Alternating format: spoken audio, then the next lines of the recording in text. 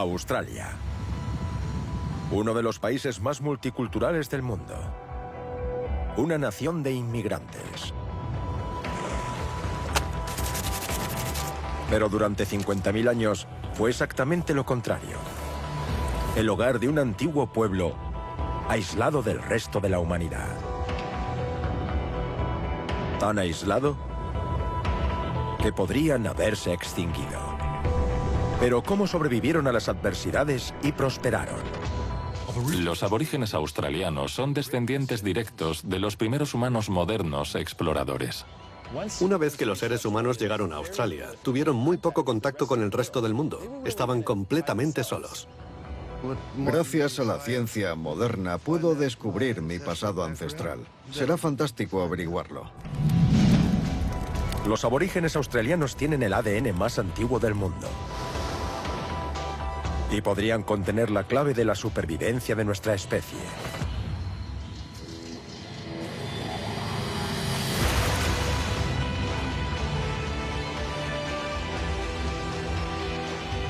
Esta es la historia de nuestros antepasados y de cómo se extendieron a todos los continentes del mundo. ¿Cuál fue el secreto de su éxito? Su historia es nuestra historia.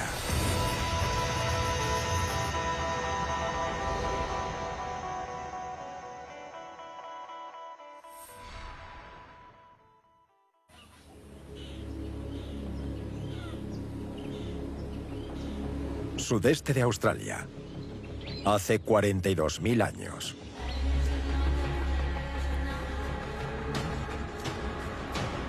Un hombre es enterrado en la orilla de un lago. Se trata del jefe de un clan o algo similar. Es lo suficientemente importante como para ser enterrado con una ceremonia. Los arqueólogos lo llaman el hombre de Mungo. Aquí, en los confines de la Tierra, se encuentra una de las primeras pruebas de nuestro anhelo de espiritualidad.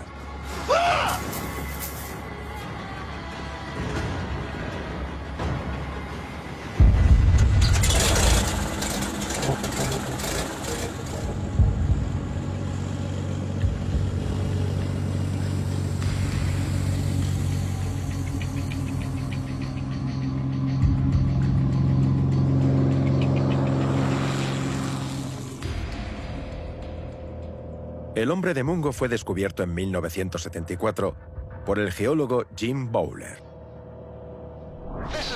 Hay unas vistas increíbles. Es maravilloso volver aquí. Bowler llegó a Nueva Gales del Sur en busca de pruebas de vida humana prehistórica.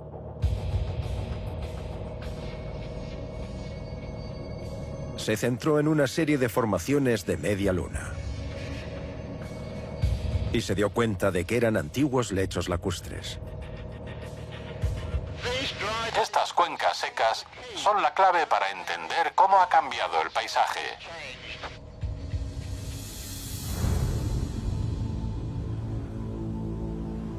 Hoy en día es un ambiente desértico, casi sobrenatural. Pero hace miles de años era húmedo y estaba cubierto de vegetación. Un gran lugar para albergar a hombres prehistóricos. Las dunas más grandes marcan los límites de un gran lago seco conocido como Mungo.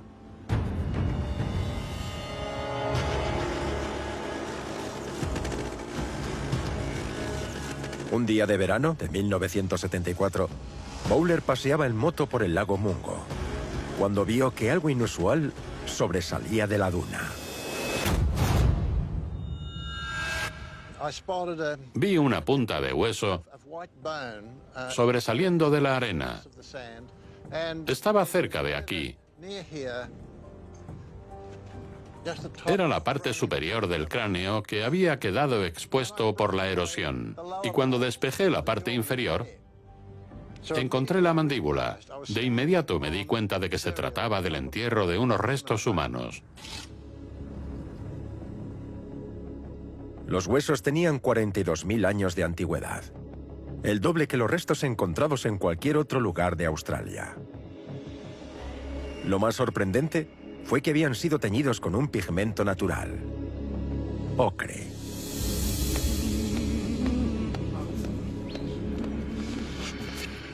No hay ocre a menos de 100 kilómetros de aquí. El ocre tuvo que ser traído hasta aquí y debió de ser preparado.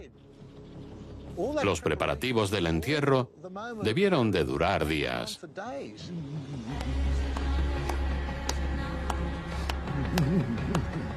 Los humanos llevaban miles de años usando ocre en África para decorar sus cuerpos y tratar sus pieles.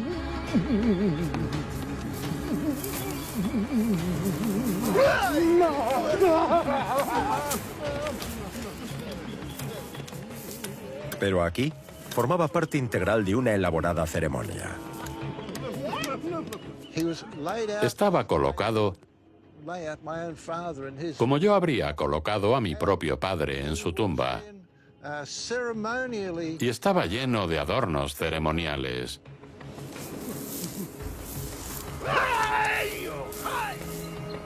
No se trataba de una ceremonia de duelo, era casi una celebración de la vida.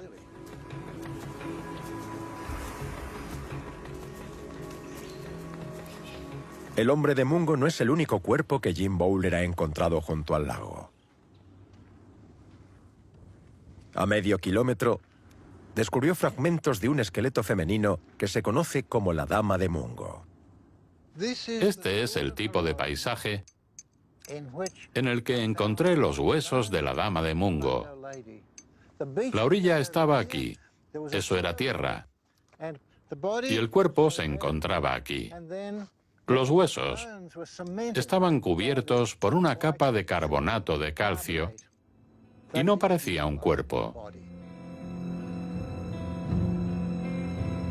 Cuando los antropólogos reunieron todos los fragmentos de la Dama de Mungo, descubrieron que se trataba de otro ritual fúnebre.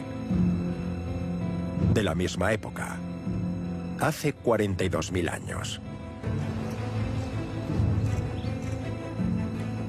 Los huesos de la Dama de Mungo habían sido quemados, quizás para que fueran más frágiles. Y luego los rompieron en trozos pequeños.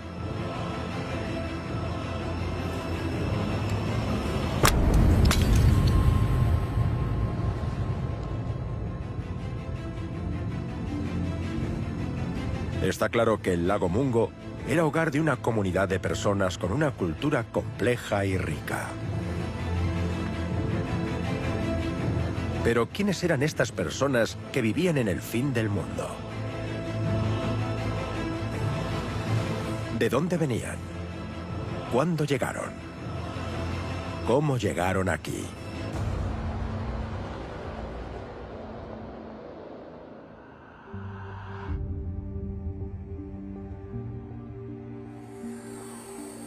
El lago Mungo se encuentra en el sureste del país.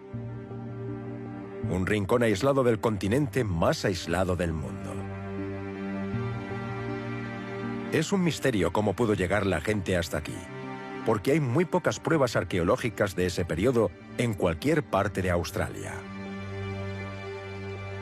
Pero el ADN sí contiene pistas. A principios del siglo XX, el antropólogo británico Alfred Haddon viajó a Australia para documentar las costumbres de los indígenas. Y recoger muestras de su pelo.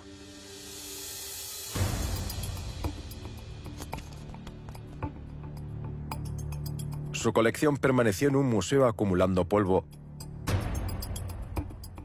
hasta que el genetista danés, Eske Willerslev, analizó las muestras.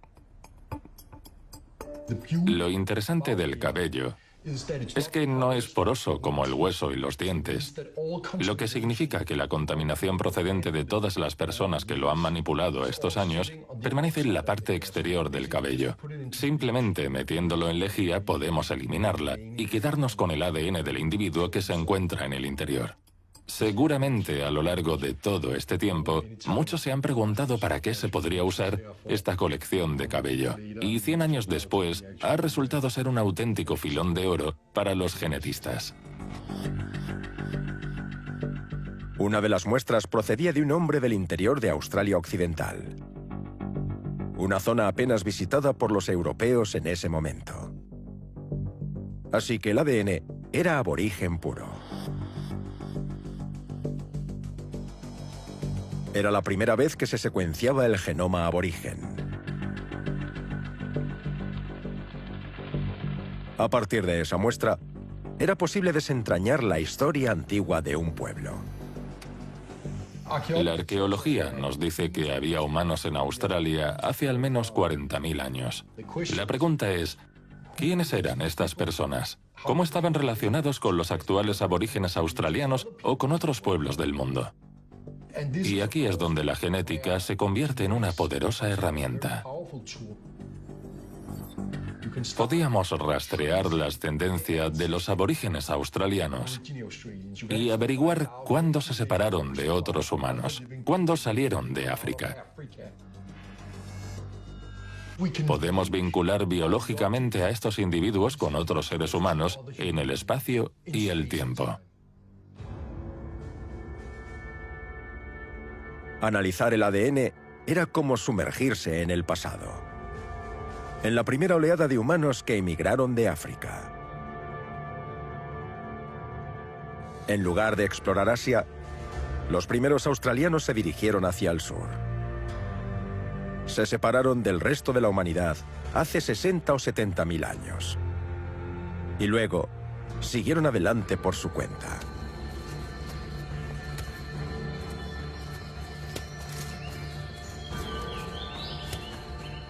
Los aborígenes australianos descienden de las primeras personas que salieron de África y viajaron a Australia. Son descendientes directos de los primeros humanos modernos exploradores.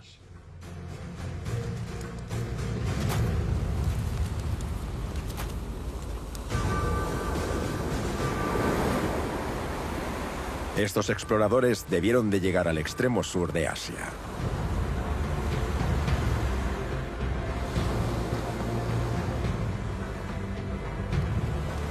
Pero en lugar de retroceder, se adaptaron a la vida en la costa.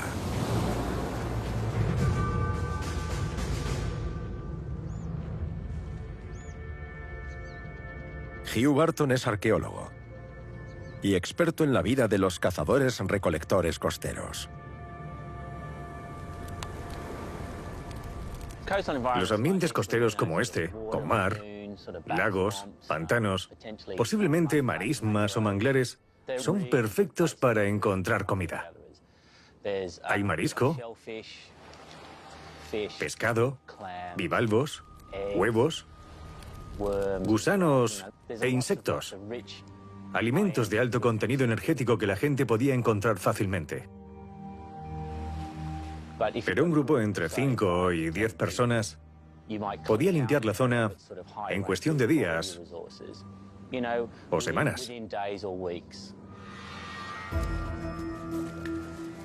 Así que eso pudo llevarlos a decidir cambiar de ubicación. Para los cazadores-recolectores que vivían en la costa, esa reubicación pudo significar un viaje por mar.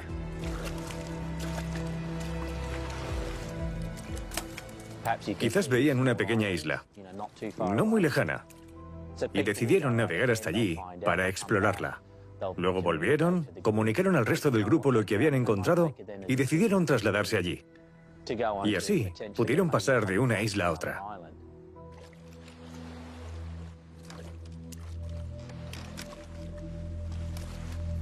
Una vez que la gente empezó a saltar de isla en isla, Barton piensa que solo fue cuestión de tiempo que llegasen a Australia.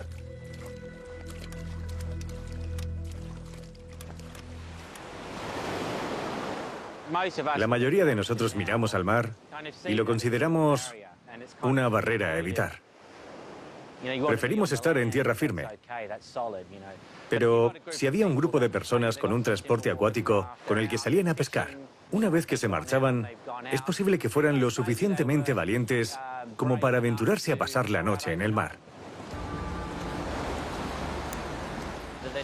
Y de repente, empezaron a ver indicios de que había una masa terrestre cerca, bien por las nubes o la presencia de pájaros, madera de deriva, y pensaron, a lo mejor merece la pena seguir un poco más.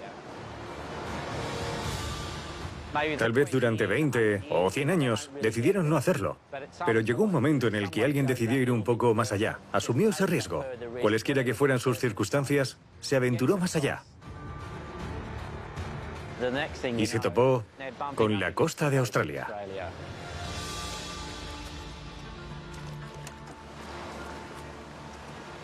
Y es algo factible.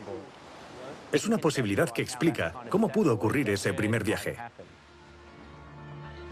Hoy sería un viaje de 560 kilómetros. Pero en la prehistoria, las costas eran muy diferentes.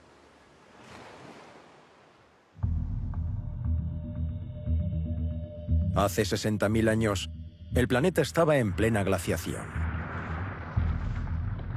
A medida que las grandes capas de hielo se extendían por el hemisferio norte, gran parte del agua del mundo estaba congelada. El nivel del mar bajó 120 metros. La brecha entre el sudeste asiático y Australia se redujo. Cuando los humanos cruzaron, la distancia a cubrir era de unos 95 kilómetros.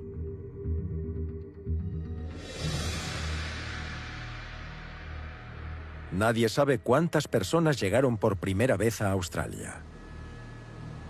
Pudieron ser decenas, cientos o quizá miles. Pero según la genética, solo hubo una oleada migratoria y luego se detuvo. Parece que solo hubo una entrada en Australia, a partir de la cual la gente se extendió por todo el continente, ocupándolo por completo. Y por lo que sabemos, ocurrió una sola vez. Hace unos 55.000 años, los humanos comenzaron a explorar Australia. 40.000 años antes de que llegaran a Norteamérica.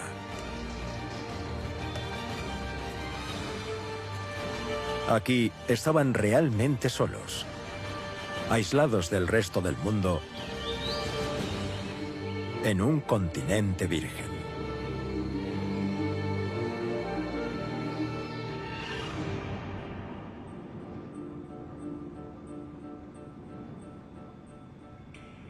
A 160 kilómetros del mar, en el noreste de Australia, hay una prueba impresionante de su existencia.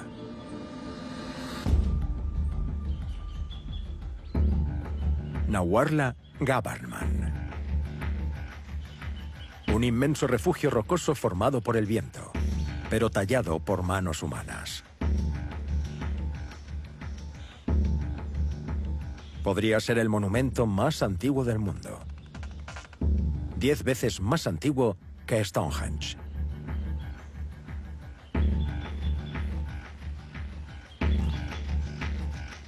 Esta tierra ha estado bajo la custodia de Margaret Catherine y sus antepasados durante generaciones.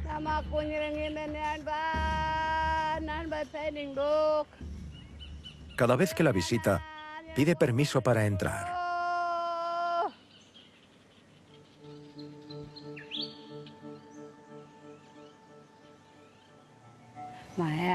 Mis antepasados vivieron en este lugar. Mis tatarabuelos, mi tío abuelo, mis abuelos y mis padres, todos pasaron su vida en Gabarman. Las paredes están cubiertas por una capa tras otra de arte. Representaciones de animales que cazaban los aborígenes.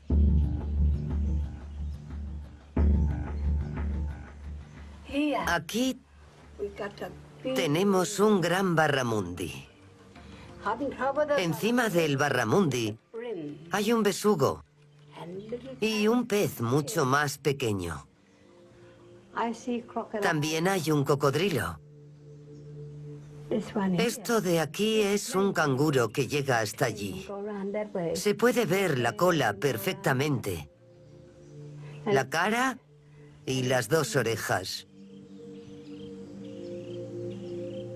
El arte de las paredes es una mezcla de lo moderno y lo muy antiguo.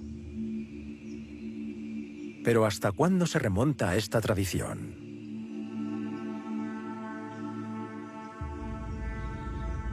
El arqueólogo Bruno David trabaja aquí desde 2010, intentando desentrañar la historia de Naguarla Gabberman. La gente venía hasta aquí y acampaba en el suelo. Así que con el paso de los años se fueron acumulando diferentes capas de ceniza y arena como hojas de un libro. Y estas capas de sedimentos han ido enterrando los materiales arqueológicos en el suelo. Son 27. Empezamos por la superficie, donde se encontraban los materiales de unos 100 o 200 años de antigüedad, y poco a poco fuimos excavando y remontándonos en el tiempo. En el fondo hay un estrato de entre 48.000 y 50.000 años de antigüedad, donde hallamos las pruebas más antiguas de ocupación humana. Las fechas se basan en fragmentos de carbón que dejaron aquí los primeros australianos.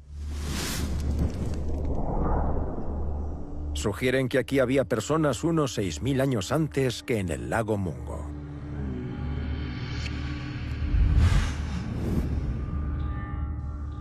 Los arqueólogos aún no han encontrado huesos humanos en la zona, pero sí restos artísticos de hace al menos 30.000 años. Es solo un pequeño fragmento de una superficie pintada, pero podemos apreciar perfectamente una serie de líneas. Una línea recta cruzada por una línea curva. ¿Cómo era la imagen original? ¿Quién sabe?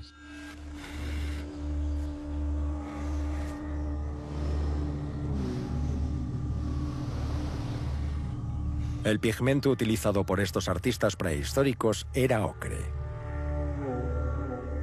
El mismo pigmento utilizado para enterrar al hombre de Mungo. Al parecer, no tenía ningún valor práctico para ellos. Su poder era simbólico.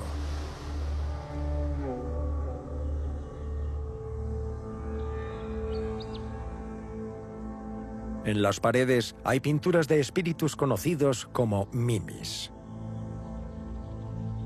Los aborígenes australianos creen que los mimis enseñaron a sus antepasados a cazar, cocinar y pintar.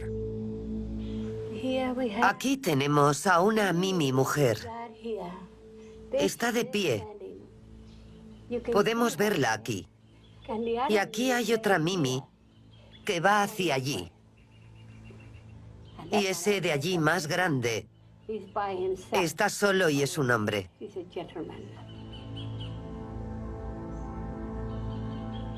Cuando los llamo, puedo sentir su presencia cerca de mí y me hacen llorar porque no estoy con ellos.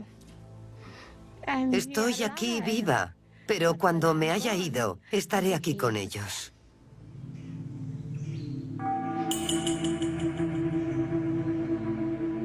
A 10 kilómetros de Naguarla Gabberman hay otra roca pintada.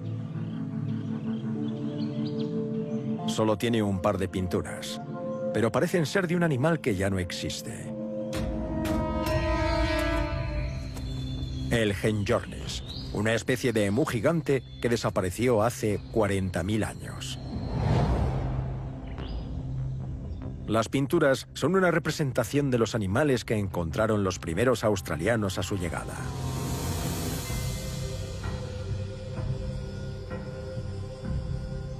Los restos de estos animales todavía existen en las cuevas de Naracoorte. Un laberinto de estalagmitas y estalactitas al sur de Australia.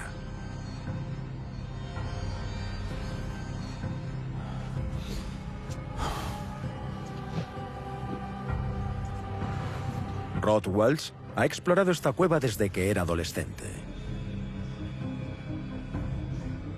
Meterse por algunas de las grietas requiere mucha disciplina mental. Hay que mantener la calma y la concentración, relajarse e ir pasando poco a poco. En 1969 descubrió sus primeros fósiles. Estábamos a punto de rendirnos un domingo por la tarde, cuando notamos una corriente de aire a través de unas rocas. Eso significaba que había una cámara detrás, posiblemente de gran tamaño. Eso es lo más emocionante de la exploración. Mientras pasaba la lámpara por la superficie del estrato de sedimentos, observé algo extraño. Al principio pensé que eran partes de estalactitas caídas al suelo, pero luego me di cuenta de que eran dientes. Al examinarlos más de cerca y ver las sombras que proyectaban, me di cuenta de que en realidad eran cráneos de animales extintos y que llevaban allí Dios sabe cuántos miles de años. En un continente con tan pocos restos arqueológicos, estos huesos son un tesoro. Pruebas del extraordinario aislamiento de Australia. Hace 50 millones de años, con el cambio de las placas tectónicas, Australia se separó de la Antártida. Desde entonces, ha estado aislada de cualquier otra masa terrestre. Y su fauna evolucionó aislada, produciendo especies únicas de este continente. Bestias como el marsupial gigante, el diprotodón. Para que os hagáis una idea de lo grandes que eran estos animales, aquí tenemos un fémur, el muslo de un diprotodón. Se trataba de un animal de 1,8 metros de altura. Su masa corporal era similar a la de un rinoceronte negro. Por lo tanto, pesaban entre 1,5 toneladas y 2,5 toneladas. Incluso entre los canguros vemos ejemplos de gigantes. Este es el cráneo y la mandíbula de un canguro gris oriental moderno. Y este es el cráneo y la mandíbula de un canguro extinto. Hay una gran diferencia de tamaño. Era un megacanguro.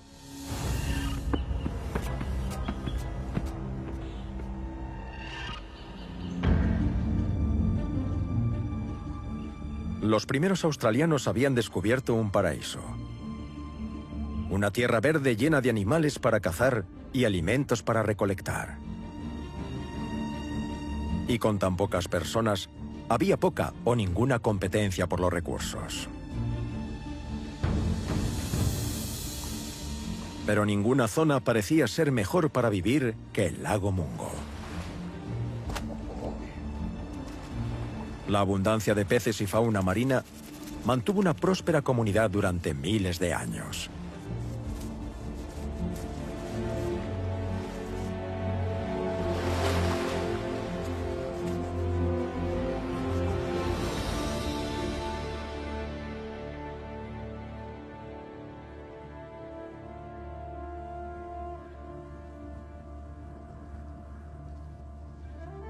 La guarda forestal aborigen, Tanya Charles, trabaja en Mungo y encuentra pruebas del pasado por todas partes, esparcidas entre antiguas fogatas. En esta fogata de aquí, comieron un huevo de emú, pero también pescado.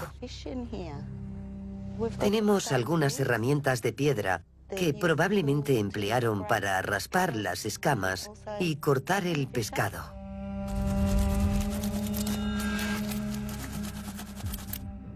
Esto de aquí es de un bacalao Murray. Lo cocinaron hace más de 40.000 años y todavía podemos verlo. Es asombroso. Realmente sobrecogedor.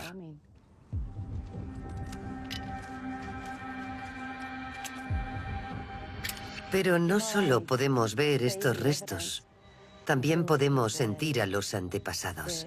Es un lugar muy espiritual.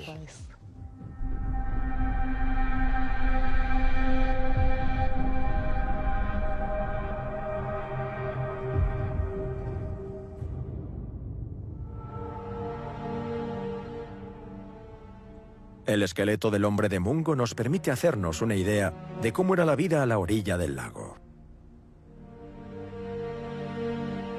Mike Westaway es uno de los pocos científicos autorizados para examinar los huesos.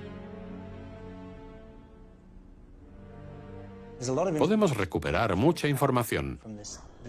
Este fósil nos revela mucho sobre la vida del hombre de Mungo. Está claro que es un hombre adulto de unos 40 años, quizá mayor. Era un hombre de constitución ligera pero bastante alto, de 1,80 metros de altura aproximadamente.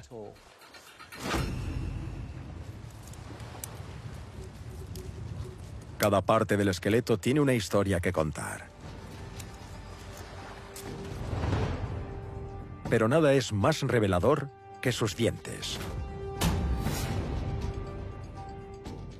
Hay un patrón de desgaste extraordinario en sus dientes molares y este ángulo de desgaste probablemente se relaciona con algo que hacía repetidamente, como masticar fibras para fabricar redes.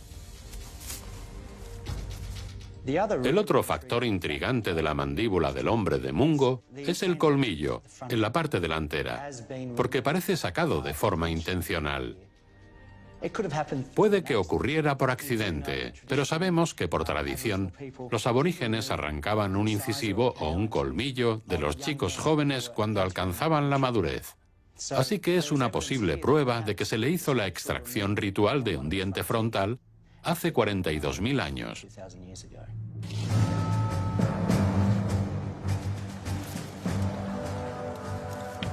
Aquí en el lago Mungo, a medio mundo de su patria africana, estas personas hicieron mucho más que alimentarse.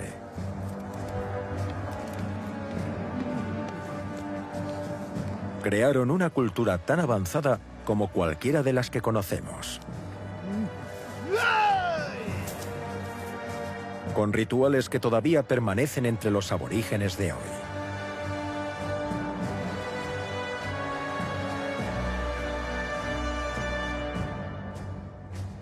Pero su mundo estaba a punto de convertirse en polvo.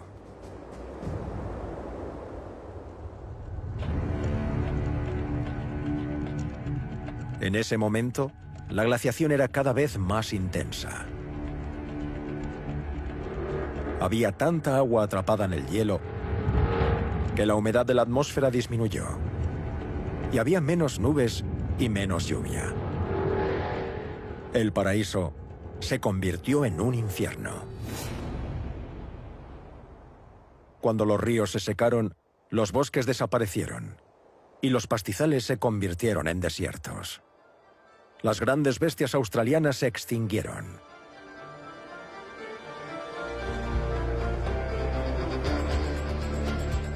Los seres humanos también se convirtieron en una especie en peligro de extinción.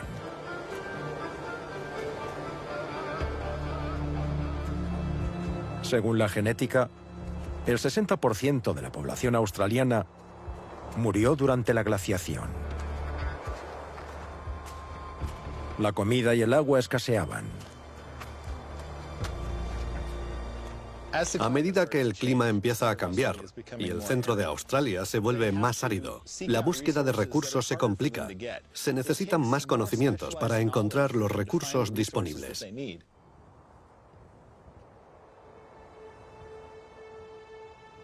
En el lago Mungo hay pruebas arqueológicas del ingenio de la Australia de la glaciación. Aquí tenemos una piedra de moler. Se usaba para moler semillas y hacer harina. Cuando sabían que se acercaba una época de sequía, salían a recolectar todas las semillas posibles. Algunas debían meterlas en agua para quitarle las toxinas. Así que debían prepararla a conciencia antes de darle uso.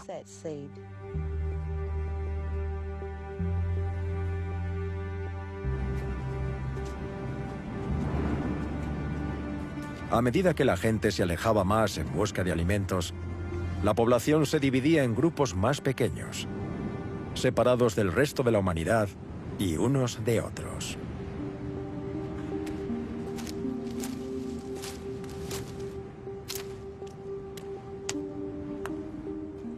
Australia era un entorno desafiante. Los humanos tuvieron que hacer uso de toda su capacidad adaptativa para sobrevivir. Pero también planteaba otro desafío, al que no pudieron adaptarse: su absoluto aislamiento. Tuvieron muy poco contacto con el resto del mundo. Estaban completamente solos. La población demasiado aislada se enfrenta a la extinción. Sin nuevos genes, el acervo genético disminuye. La población se vuelve propensa a los peligros de la endogamia. Y finalmente, desaparece.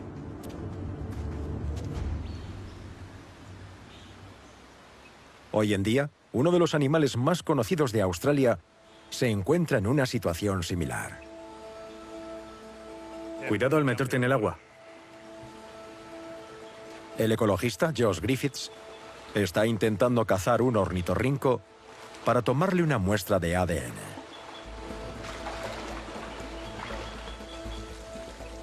Los ornitorrincos solo se encuentran en los ríos del este de Australia. Pero ahora, su existencia está amenazada por una serie de presas construidas a lo largo del sistema fluvial.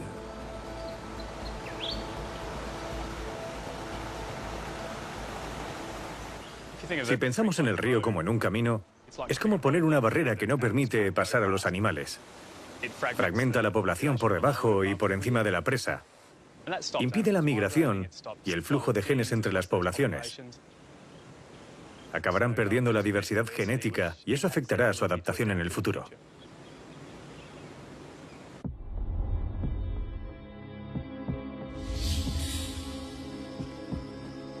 Los ornitorrincos salen de noche para alimentarse de insectos.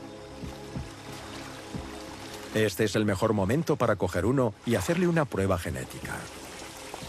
Se mueve. Tenemos algo. Ahí está.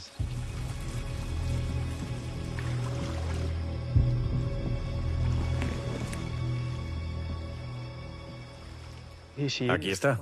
Una de las criaturas más asombrosas del planeta, el ornitorrinco. Se ve perfectamente el pico de pato por el que son tan conocidos.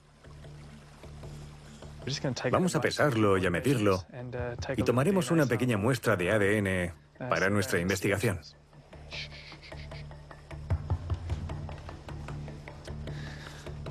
Ahora voy a registrarte en la base de datos. Para que los ornitorrincos prosperen, su grupo genético tiene que ser lo más variado posible, como sucede con los humanos. Aislados unos de otros, tienen problemas.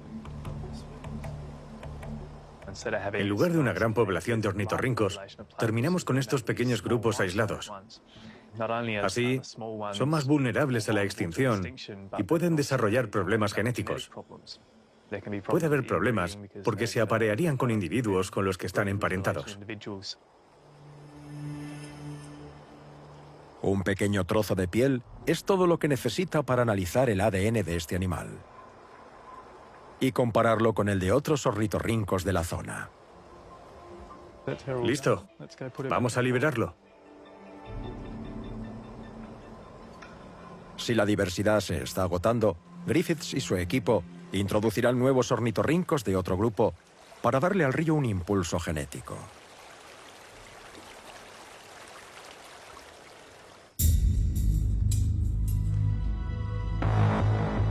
Pero, ¿qué pasó con los primeros australianos? ¿Cómo superaron los riesgos de su aislamiento?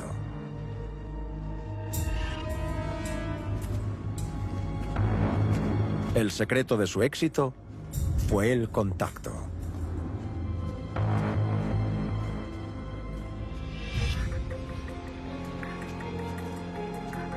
A lo largo de la glaciación, los diferentes grupos de humanos intercambiaban cuentas, herramientas y ocre a lo largo de cientos de kilómetros. Estas redes comerciales eran una línea de vida genética. A medida que las personas se dividían en grupos pequeños, cada uno se volvía genéticamente diferente del resto. Eso crea diversidad. Pero para que esa diversidad sobreviva, debe transmitirse de un grupo a otro, y para ello es necesario un contacto. Estas redes comerciales también eran importantes redes de apareamiento.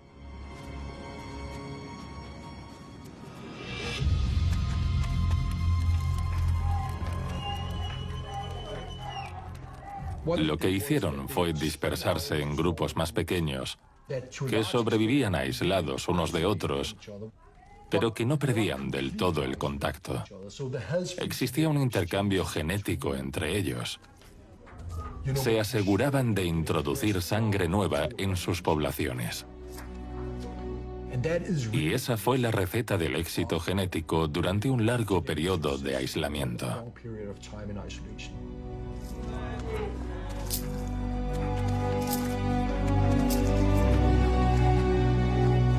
Sin darse cuenta, estos primeros australianos encontraron un equilibrio entre el aislamiento y el contacto.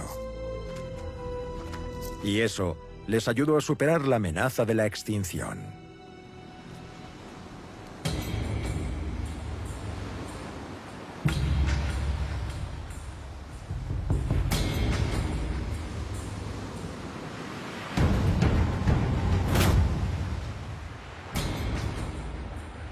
Este sentimiento de conexión aún se mantiene en la cultura aborigen.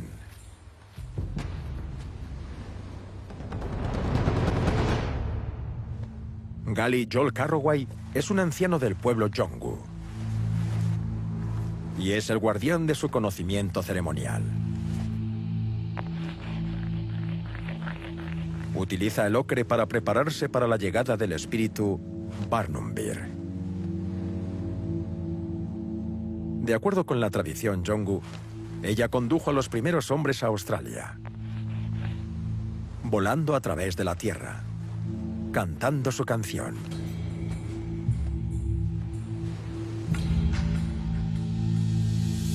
A Barnumbir también se la conoce como la estrella de la mañana, el planeta Venus.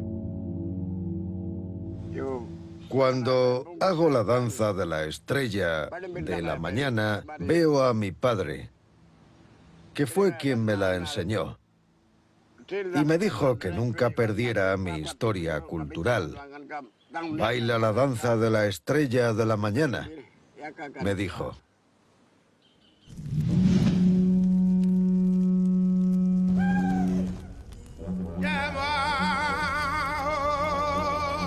Gali bailará toda la noche hasta que Venus se alce justo antes del amanecer.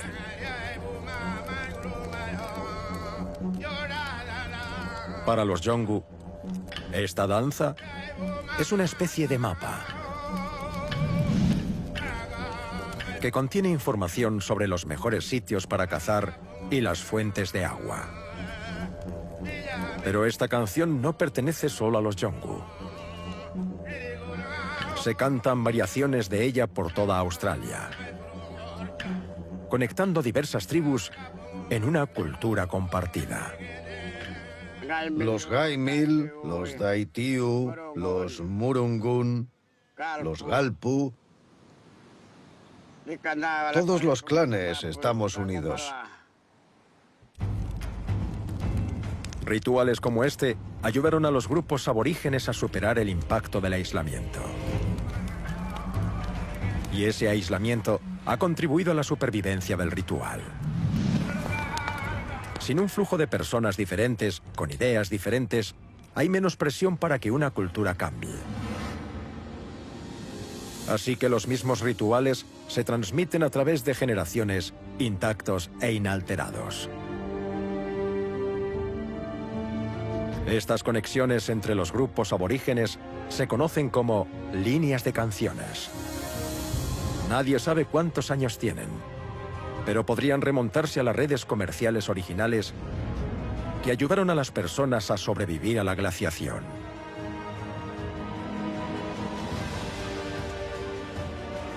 Durante miles de años, la cultura aborigen floreció y la población creció, hasta llegar a 1 millón de personas repartidas en 300 grupos lingüísticos diferentes.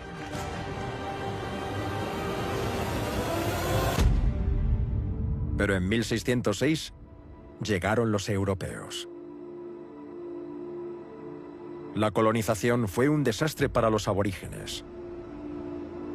Les arrebataron sus tierras, separaron a las familias y la conexión con sus antepasados, tan fundamental para su supervivencia, quedó cortada.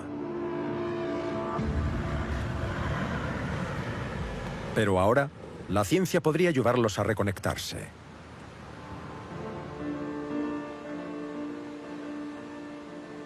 En 2013, se halló un antiguo esqueleto aquí, en la misma playa a la que llegaron los europeos hace 400 años.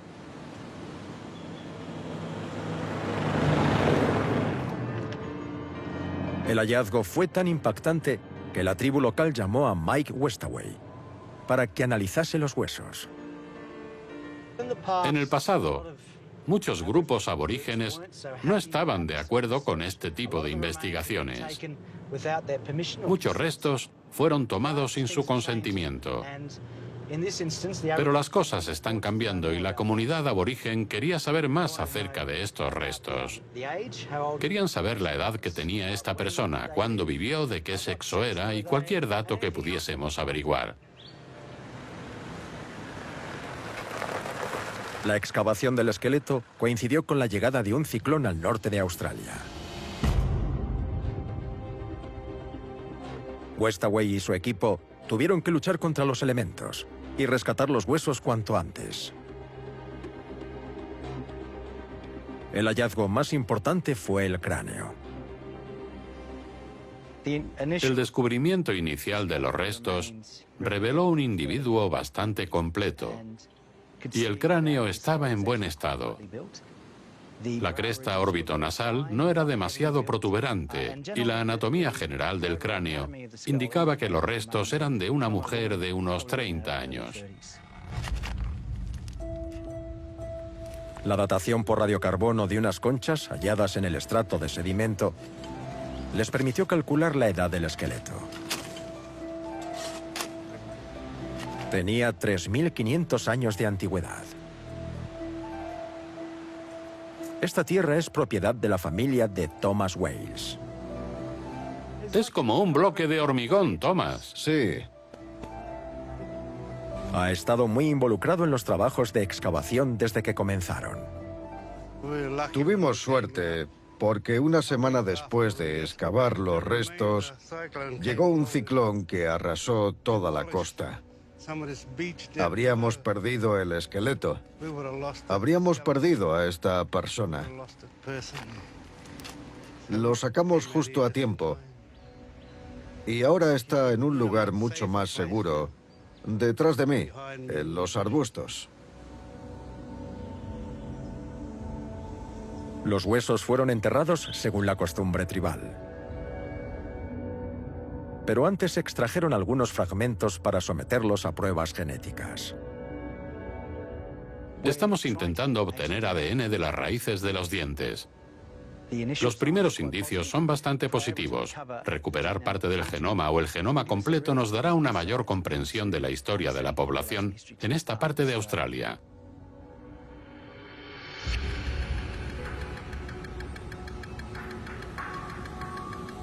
El trabajo es supervisado por Eske Willerslev,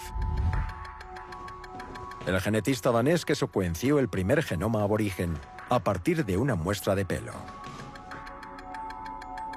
El ADN de Deakin Point tiene más de 3.000 años de antigüedad y es mucho más difícil de leer. Pero debido a su antigüedad, puede proporcionar más detalles sobre la interconexión de los primeros australianos. Queremos construir una imagen mucho más completa de cómo se pobló Australia. ¿Con qué rapidez se propagaron a través del continente y con qué frecuencia se reunían? ¿Cuánta movilidad tenían? ¿Cuántas personas llegaron? Todas estas preguntas siguen sin respuesta.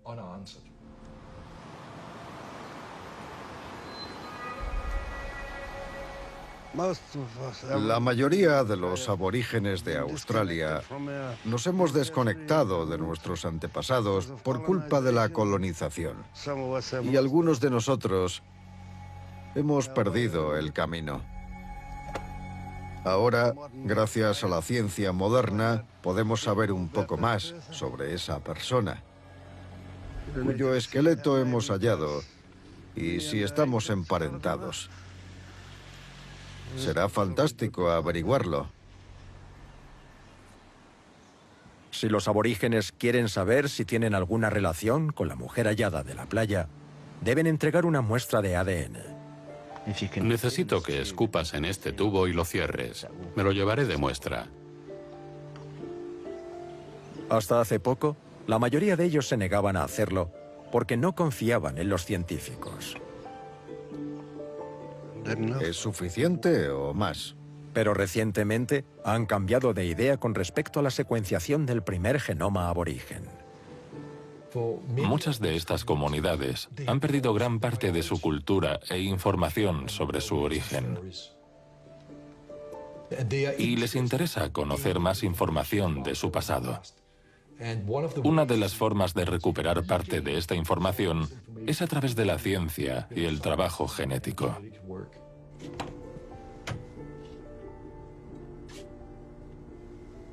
Todas las muestras de ADN acaban aquí, en una nevera, en Dinamarca. Estos son muestras de los aborígenes australianos, muestras de saliva. También tenemos la muestra de Thomas. Y es muy útil tener muestras modernas porque si las comparamos con las antiguas, podemos hacernos una idea de cómo se han movido los humanos a través del tiempo y también hasta qué punto estaban aislados. Si comparamos el ADN de Thomas con el esqueleto hallado en la zona de 3.000 años de antigüedad, podemos determinar si un mismo pueblo ha permanecido en la zona durante ese lapso de tiempo. Será la combinación de los genomas modernos y antiguos lo que nos permita descubrir el pasado. La historia genética de Australia acaba de empezar a revelarse. Una vez que se termine el trabajo, los australianos aborígenes sabrán lo estrechamente relacionados que están con sus antepasados.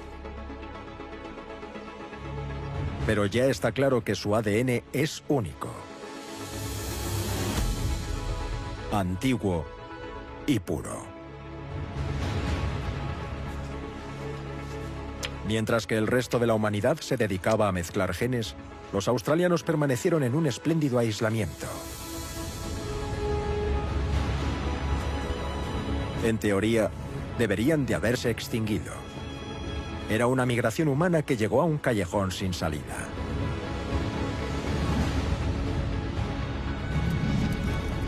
Su supervivencia no se debió a ninguna tecnología especial, sino a su capacidad para conectarse con otras poblaciones a lo largo del continente.